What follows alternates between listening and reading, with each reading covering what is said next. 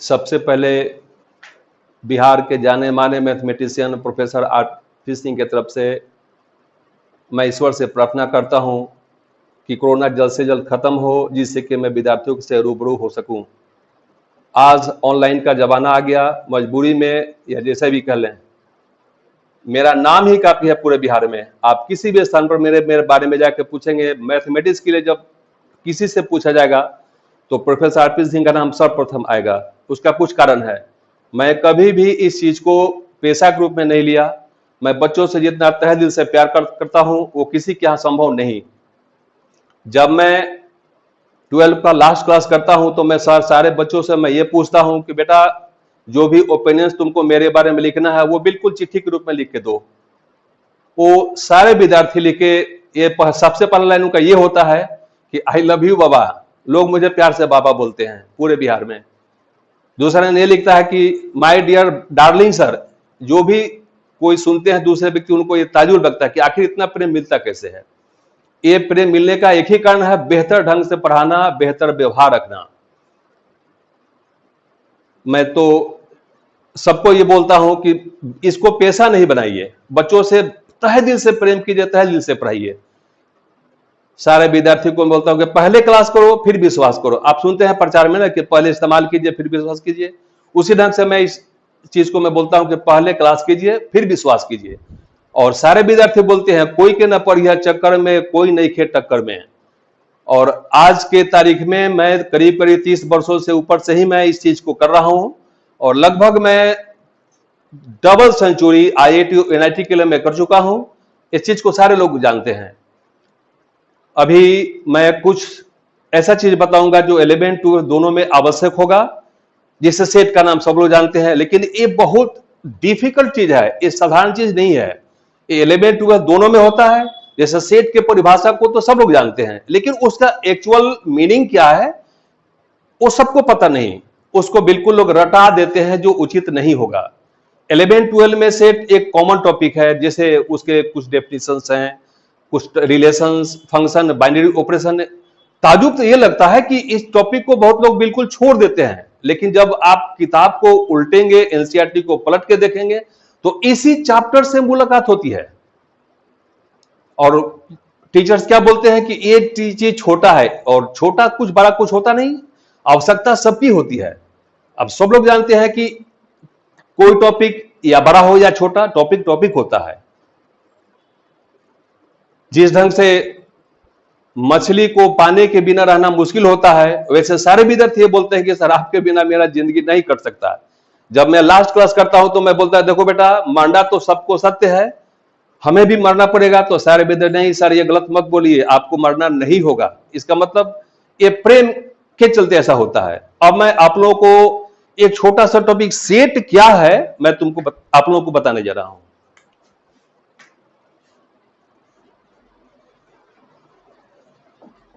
The set is collection of well defined objects।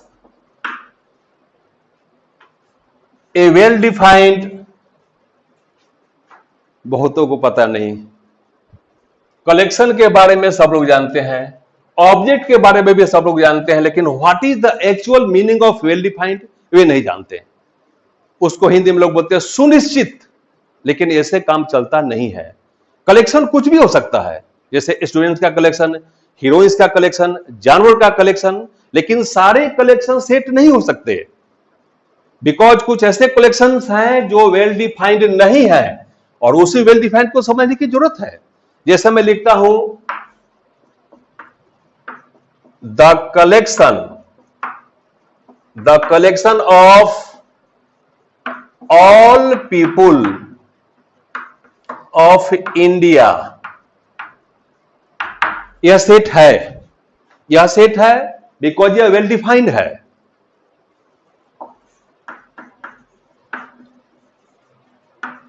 The collection of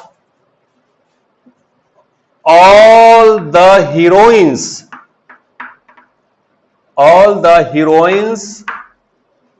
of the world. Heroine के बारे में सब लोग जानते हैं, फिल्म सब लोग देखते हैं, हीरोइंस के बारे में हमेशा चर्चा चलती है, लेकिन ये जो कलेक्शन है बिल्कुल सेट है, बट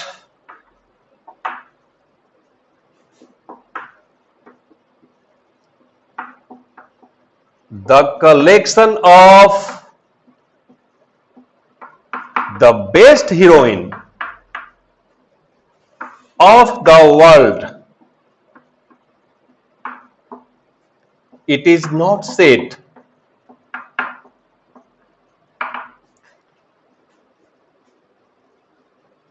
सबसे अच्छी हीरोइन, सबसे अच्छी हीरोइन किसको कहा जाए? नजरिया अपनी अपनी है। मैं जब विद्यार्थियों से पूछता हूं कि बोलो तुम्हारी नजर में सबसे अच्छी हीरोइन कौन है, तो कोई बोलता है कि मेरी नजर में सोनी लियोन सबसे अच्छी हीरोइन है। किसी को मैं खड़ा करता हूं तो वो बोलता है कि नहीं सर, मेरे नजर में प्रियंका चोपड़ा सबसे अच्छी है। कुछ बोलते हैं कि हेमा मालिनी सबसे अच्छी है, कुछ लोग बोलते हैं कि सोनाक्षी सिन्हा अच्छी है। Who is the best heroine of the world? It is impossible to say, इसमें डाउट है। आप सबसे अच्छे किसको कहोगे ये कहना मुश्किल है। इस स्थिति में ये कलेक्शन कभी सेट नहीं हो सकता। लेकिन ऊपर के केस में भी हीरोइन की चर्चा है, वो सेट है बिकॉज उस कलेक्शन में कोई डाउट नाम का चीज नहीं है, कलेक्शन किसी का भी हो सकता है। दूसरा एग्जांपल देखिए,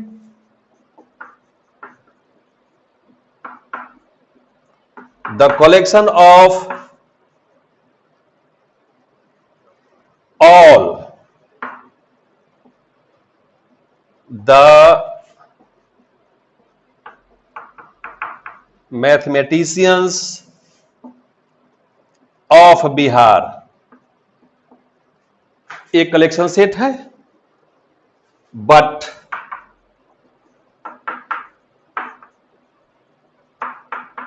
the collection of the best mathematician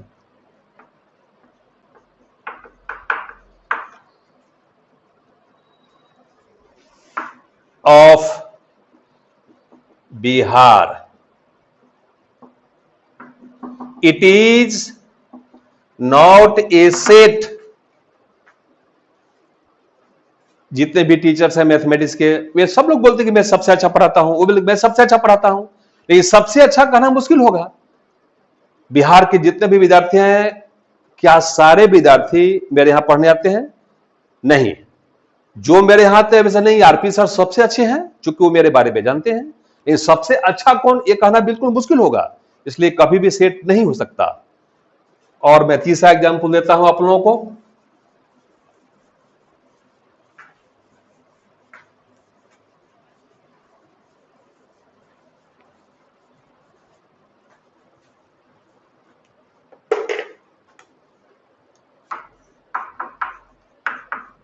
the collection of all the animals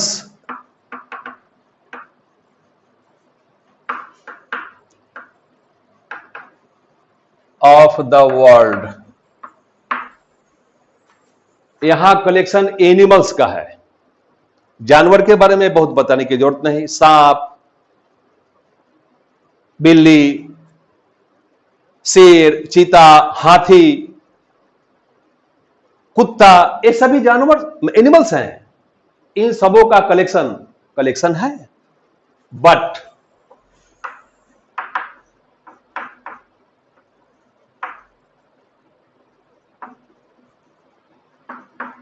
the collection of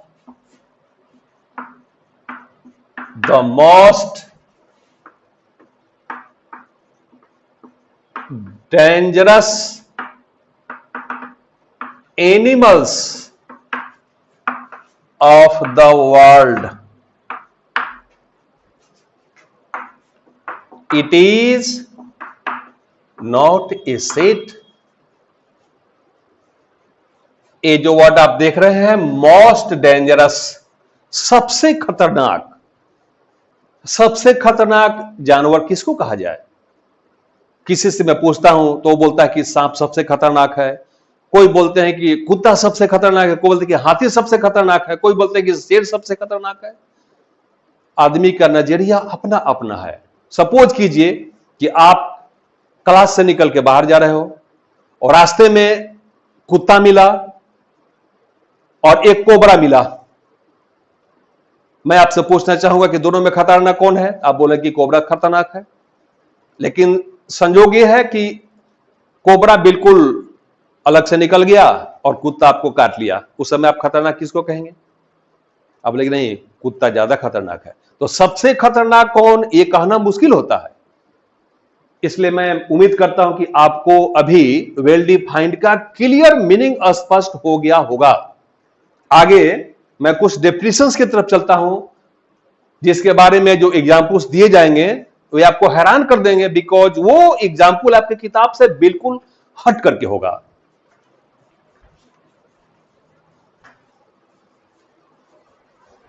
जैसे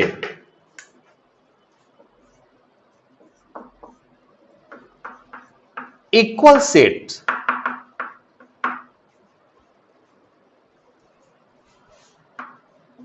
if all the elements of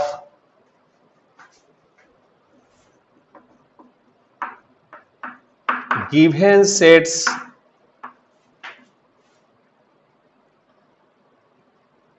are common, then it is called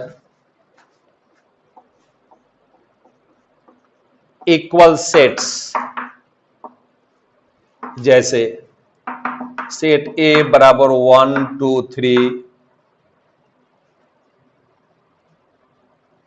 set B बराबर 3 1 2।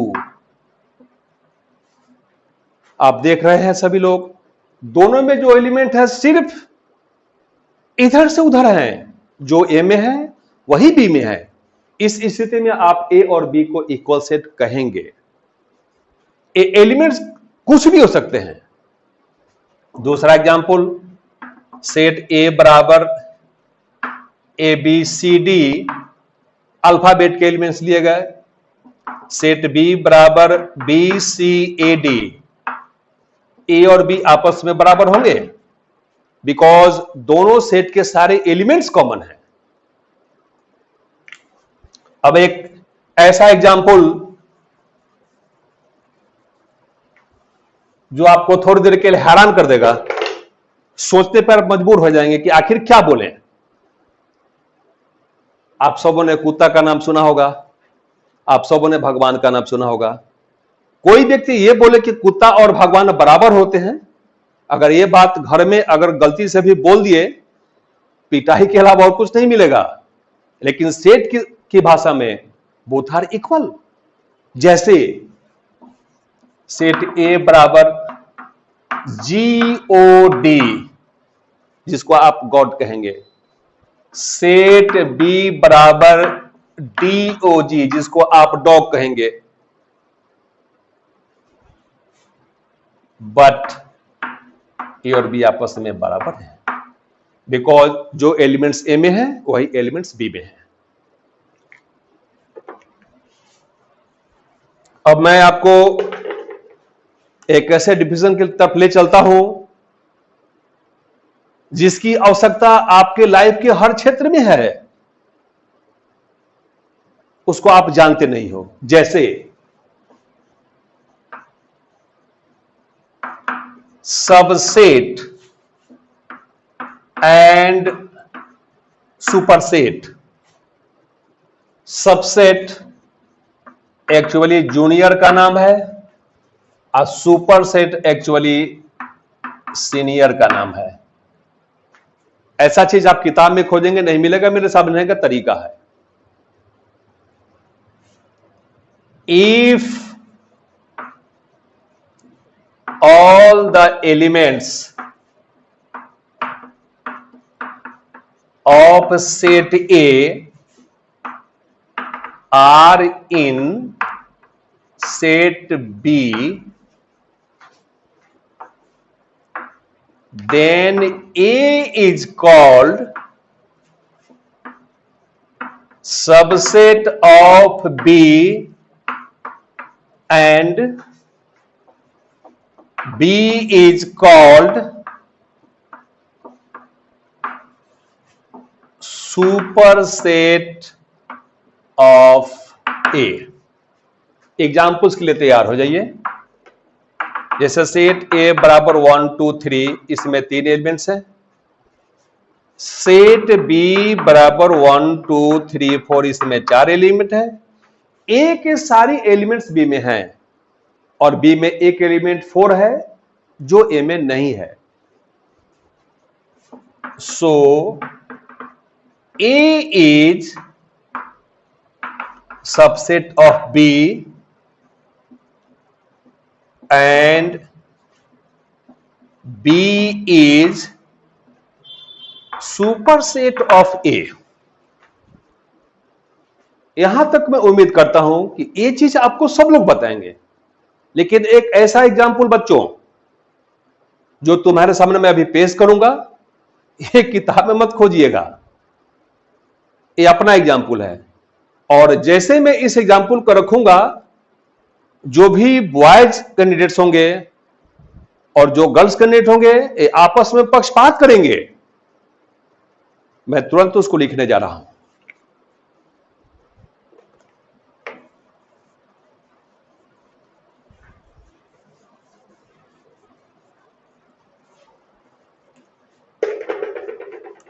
जैसे set a wife, set be husband. मैं जब विद्यार्थियों से पूछता हूं कि बोल बेटा, हस्बैंड और वाइफ में कौन जूनियर है और कौन सीनियर है, तो ये सुनने को मिलता है। जब मैं बच्चों को हैंड्स अप कराता हूं तो वे बोलते हैं कि नहीं सर, हस्बैंड इज सीनियर। मैं जब लड़कियों से पूछता हूं तो वे लोग बोलते हैं कि नहीं सर, वाइफ इज सीनियर। मतलब इसमें पक्षपात की बात आ जाती है। लेकिन एक ऐसा एग्जाम्पल है जो आपके माइंड को बिल्कुल फ्रेश कर देगा। इसमें कोई किसी का सबसेट नहीं है, ना वाइफ हस्बैंड का सबसेट है, ना हस्बैंड वाइफ का, ना वाइफ हस्बैंड से जूनियर है, ना वाइफ हस्बैंड से सीनियर है। कोई किसी का सबसेट नहीं है। जैसे सेट ए बराबर वाइफ, वाइफ में 4 एलिमेंट्स हैं, WIFE, और हस्बैंड जिसको मैंने सेट बी माना है, HUSBAND, इसमें 7 एलिमेंट्स हैं। लेकिन जब आप सब लोग परिभाषा पर गौर करोगे तो ए का एलिमेंट न बी में है, न बी का सारे एलिमेंट ए में है।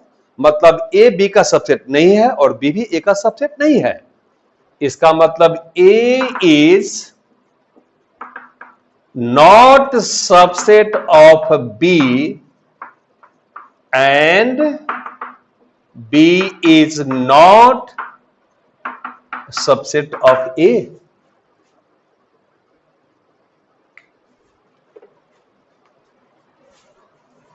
आगे मैं एक छोटा सा डेफिनेशन मैं आपके सामने रखने जा रहा हूं। नल सेट, इसको एम्प्टी सेट और इसको वॉइड सेट के नाम से जानते हैं। इसको हिंदी में बोलते हैं रिक्त समुच्च।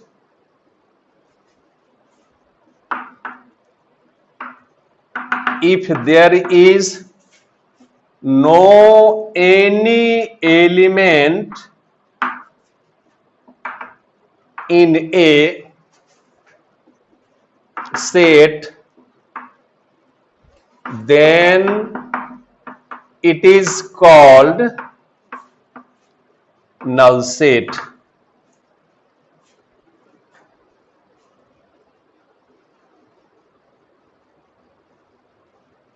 Example, x such that x minus 4 बराबर 0, x plus 4 बराबर 0, x बिलोंग्स टू n,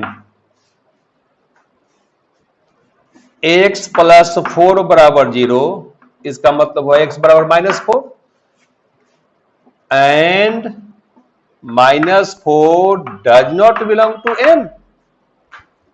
इसमें एक भी एलिमेंट नहीं हुआ, मतलब ये सेट नहीं होगा। कुछ मौखिक एग्जांपल्स,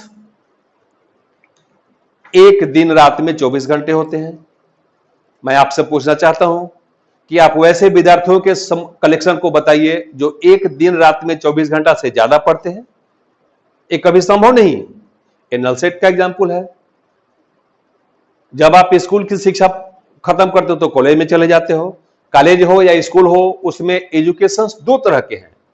एक ऐसा कॉलेज जहां पर सिर्फ गर्ल्स के लिए, जिसको कहते हो वोमेन्स कॉलेज, और एक जिसमें को एजुकेशन है, जिसमें बॉयज गर्ल्स दोनों पढ़ते हैं। मैं तुमसे पूछना चाहता हूं कि वैसे बॉयज का कलेक्शन बताइए जो किसी विमेंस कॉलेज में पढ़ते हो। ये कभी संभव नहीं, ये कभी संभव नहीं। इसलिए एक नल सेट का एग्जाम्पल होगा। एक सप्ताह में 7 दिन होते हैं, चाहे दिन कोई भी हो। सूर्य पूरब की तरफ उगता है, पश्चिम की तरफ डूबता है। मैं आप सबों से पूछना चाहूं कि आप उस दिन को बताइए जिस दिन सूर्य पश्चिम उगा हो। ये कभी संभव नहीं। ये सभी नल सेट के एग्जाम्पल हैं। तो दोस्तों, मैं कुछ वीडियो आज जो मैं कुछ आपको बताया, कुछ बेसिक चीज बताया। एलिमेंट का ये छोटा सा चीज है, लेकिन इसकी 12 में काफी उपयोगिता है। और भगवान करे ये कोरोना जल्द से जल्द खत्म हो। और जब तक ये खत्म नहीं है, जब तक सरकार की तरफ से कोई आदेश आ नहीं जाता, तब तक मैं सारे टॉपिक को मैं ऐसे ही ऑनलाइन के माध्यम से आपको पढ़ाता रहूंगा। और ये याद रहे कि जो भी मैं ऑनलाइन आपको पढ़ाऊंगा, जब मैं क्लासेस शुरू करूंगा, ये सारे टॉपिक्स पुनः ऑफलाइन के माध्यम से उसको अलग से पढ़ाए जाएंगे, जिसका कोई अलग से कोई अतिरिक्त शुल्क नहीं लिया जाता। मैं उम्मीद करता हूं कि आपको बहुत अच्छा लगा होगा। और आप जो भी विद्यार्थी जहां पर हैं, जो इसको देखते होंगे, मैं उनसे उम्मीद करता हूं कि वे जितने से मैक्सिमम सबको बताएं कि आरपी सर का क्लास अब शुरू हो गया है। इसमें विलंब न करें। फिर बेटा मैं अगले क्लास में मिलता हूं। धन्यवाद।